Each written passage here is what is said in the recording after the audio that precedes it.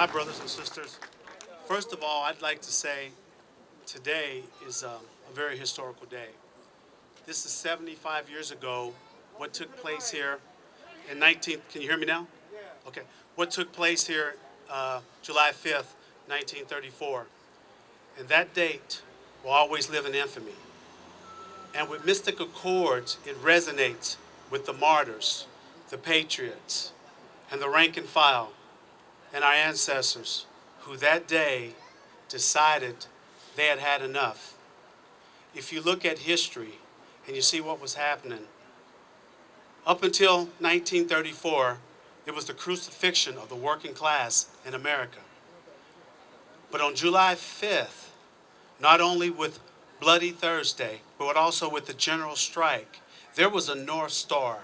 There was a guiding light to guide workers to stand up for what was right and to have principle. Because sometimes we fail to realize that in 1934, there was a social upheaval in this country. There was a war on American workers.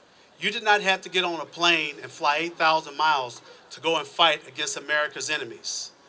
The legendary Bob Marley, the reggae singer, said, there was a war in the West. 7 longshoremen were killed up and down the West Coast.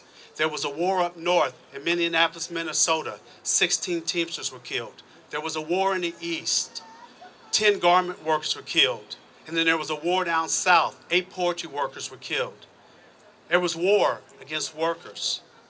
But out of that struggle, Harry Bridges and those patriots came up, and the only thing that they were armed with that day was the right to protest, their convictions, and the guts in their stomach.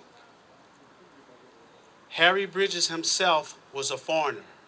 But what happened that day was we went from being the ILA to the ILWU. There was a transformation in America. Everyone was looking to the West Coast. 1934, Franklin Delano Roosevelt was president. This country was on the verge of a revolution. 75 years later, Barack Obama is the president of the United States. There could also be a different type of revolution in this country. Young people are more involved. People are more engaged. People have had enough. They can't take it anymore.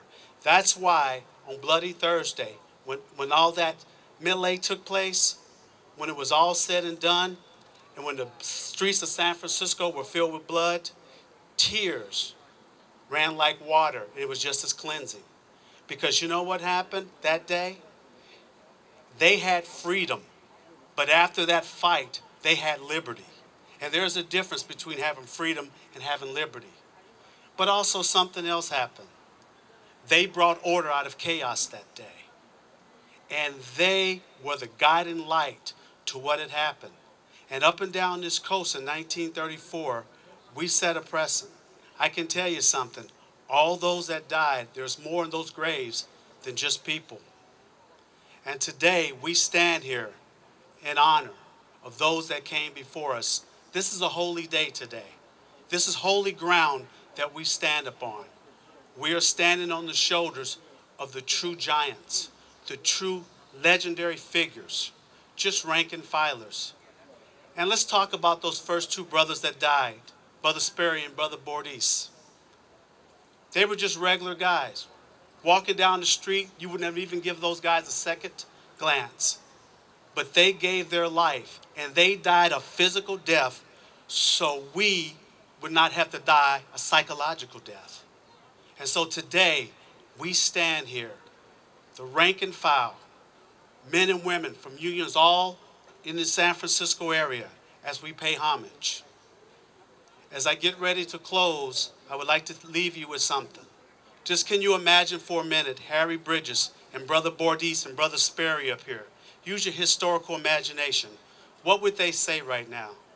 They would say the only thing you would need to do is to fear God and always proclaim in fearless tones with militancy and progressiveness to take action on behalf of workers, not only here, but throughout the world. But they also would say, we're dead now, and when you're marching down the street, and when you hear that old song that the laborer's task is over, Just remember, we're gone now. It's your turn. You must leave this to your descendants. And just like July 5th, 1934, we're not here to sell our souls. We're here to save them. Thank you.